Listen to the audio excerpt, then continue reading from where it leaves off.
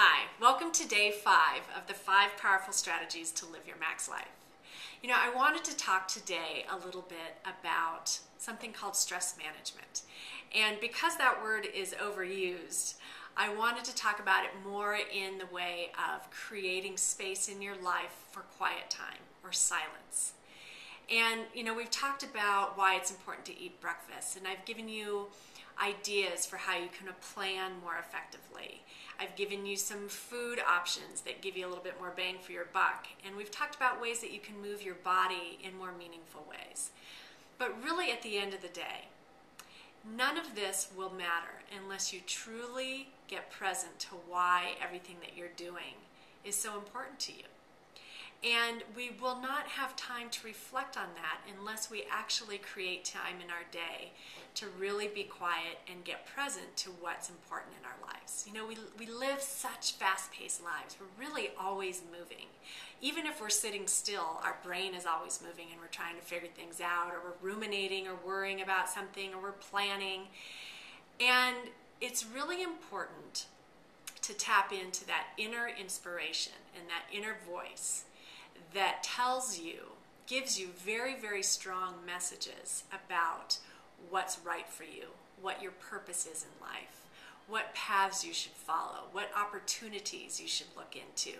You know, even just paying attention to the signals, the physical signals that your body's giving you.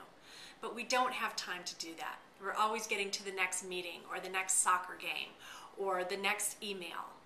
And, you know, it feeds into this fast-paced mentality, which is why we have fast food and, you know, all these conveniences, which in a lot of ways help support us, but in a lot of ways can become detrimental if we don't take time, if we're not proactive in creating space in our life to truly reflect.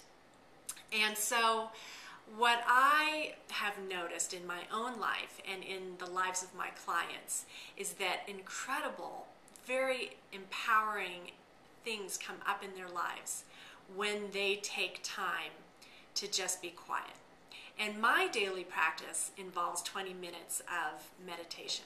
And I call it meditation simply because I'm sitting in silence and I have various ways to kind of quiet the mind. Sometimes I use a mantra, and I'll just kind of say that over and over for 20 minutes. And all that does is just get me to a place where I am allowing for thoughts to come in and just kind of let them go. But it also helps to create less clutter in my mind. And even if I walk away from that and I don't have a real agenda, like I don't walk away from that thinking, okay, this is what I'm going to achieve in my meditation. Sometimes I find that later in the day, I just get this sudden inspiration. Maybe I'm writing a chapter for my book and I'm just writing and writing and the ideas are just coming in and they're flowing and I feel really powerful in what I'm saying. And I know to my core that is attributed to that time that I spent in the morning to just be quiet and reflect.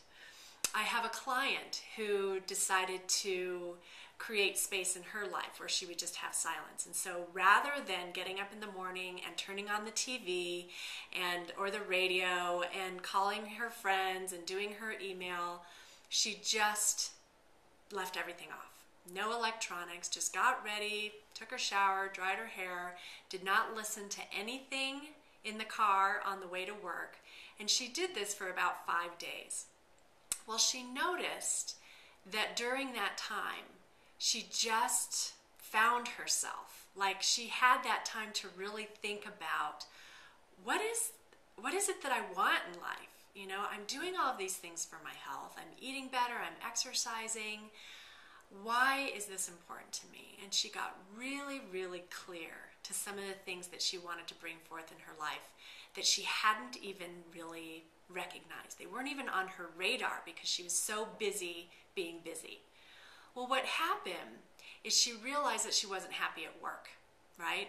So she kind of knew that it was in the background of her life, but she never really understood the full impact of how that was playing out in her life. and being unhappy at work was really a catalyst for so much of her ill health that it empowered her to really take a stand in that area of her life. And she talked to her employer that week about the ability to get off of work a couple hours early, one day a week, so that she could go to a kickboxing class. Just that one action led her to a whole string of healthy actions. And the next year, she walked in a long distance walk, and she had never even really been motivated to walk 2 miles around a park. She totally changed her diet so that she identified some food intolerances that had been kind of keeping her body from functioning optimally. And now she's going to kickboxing 3 days a week. She made the time in her day to do that by empowering herself to talk to her employer to get that time off work so that she could make that happen. And that would not have happened unless she'd created that time in her day to reflect, to be quiet, to breathe, to listen, and then to take those messages and that information that comes in during that time and act on them.